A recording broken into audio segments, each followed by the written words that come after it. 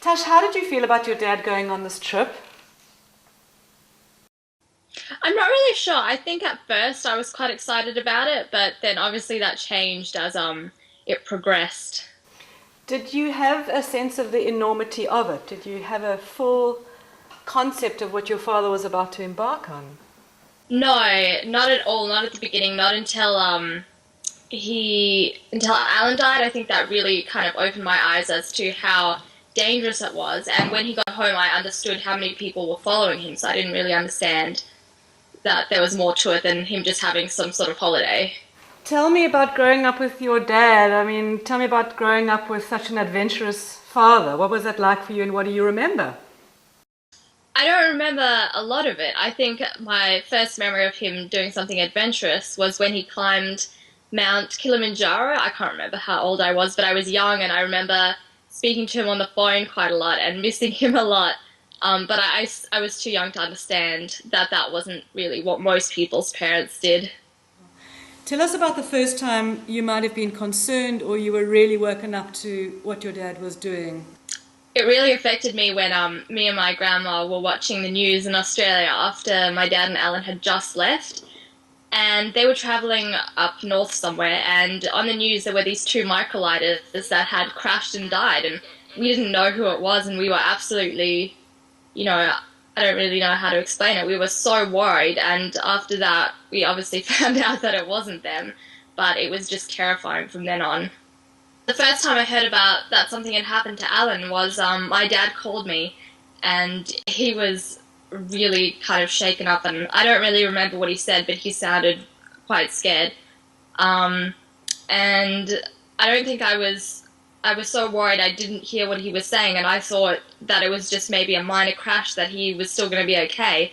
And my dad was so busy with whatever it was that they were doing there that I didn't hear until um, I looked up on the website. It had said that he died, or on some other website, and I still remember exactly the day that I was waiting to find out what had happened, and I was scared for Alan, and at the same time I knew my dad he was safe and sound, so that was just relieving in itself to know that he was okay. I do remember him telling me he was going to carry on, and that made me absolutely furious. Obviously, I didn't want him to continue.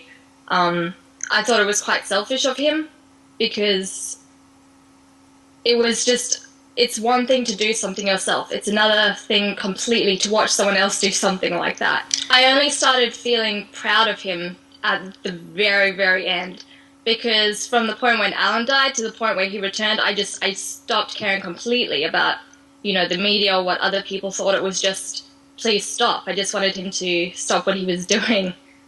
Internally for my dad, it must have been very difficult, and I think he had this huge issue of whether to stop what he was doing or keep going for Alan's sake. And I think Alan was one of his best friends, and I think that's why he carried on, because he just couldn't cope with the idea of letting him down. And it's interesting, it changed him. He became a lot more protective than he used to be. And I think it really made him realize that you've got to appreciate people while you can. Martin Walker, he went for a flight with a passenger, and there were some issues with taking off, and the plane crashed. He was injured and was taken to hospital, where he died later. Luckily, the passenger didn't. She's okay. So yes, basically, it was just a joyride. It didn't have much to do with the trip itself, and it should never have been done. But so, so sad and tragic. Completely. It's heartbreaking for his family and for everyone around who was following the trip, but it was different. I Can guess you, also because we had already been through that. It was like the trip should never have continued to this point. did you get even more angry then that your dad chose to continue? Completely. I don't know if it was so much angry, but just scared. I was absolutely terrified that something would happen to him. And by this point, you know, 2 men had died, and the odds really didn't seem good. And I was just so frustrated that he still wanted to do this, that he wanted to put me through this too, because, you know, from my perspective, most people don't have to worry about those things. Most people don't have to worry about someone willingly putting themselves in this situation. Then his trip came to an end, and he was coming near to South Africa, so obviously I went back to South Africa because I really wanted to see him safe and sound at home. And so I stayed with my family the day he was coming back. He wasn't quite back yet. And we went out for dinner to a restaurant quite far away. I can't really remember what it's called. Steers or... No, that's not... Sorry, that's a chain of restaurant. I really can't remember where it is that I'm talking about, but it's somewhere not near the centre of Cape Town. And we were having dinner, and he surprised us there the day before he was supposed to come home, and I had no idea who was going to be there, and that was absolutely amazing, seeing him for the first time since he was in Australia, since the beginning of the trip. And it was just great, because then I knew he was all okay, and he was there, and obviously then the next day he arrived officially, and that was also great, because he was so happy, and it was just great to see that he really did it, and that made it all okay.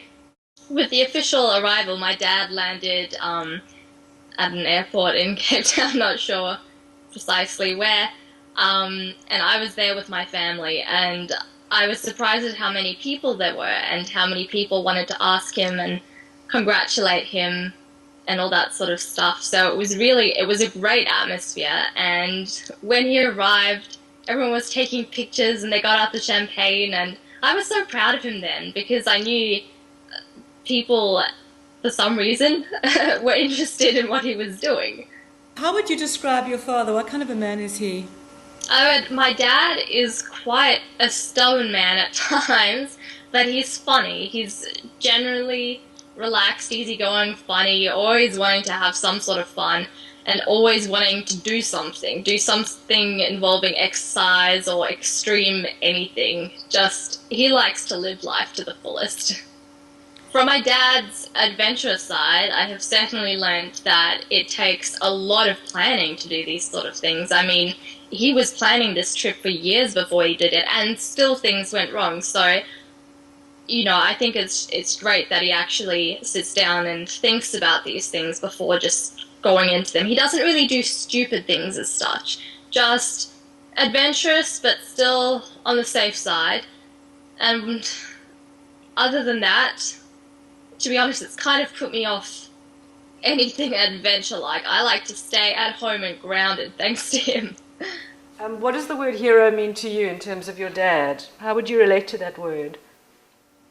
To me, the word hero and my dad, it brings the idea of, you know, he's helping people. He helped the Red Cross, but at the same time it came with a huge sacrifice, where he really did have to sacrifice his safety, and certainly, obviously, Alan sacrificed a lot more. So I think it's not as simple as people think. There's a lot more to it. There's a lot of your personal life that's suddenly gone. So your dad's been listening to all of this, us just chatting about it, and what do you want to say to him now? Well, even though you've done a few crazy things, you'll always be my superhero, Dad. As cheesy as that is, but I get that from you, I'm sorry.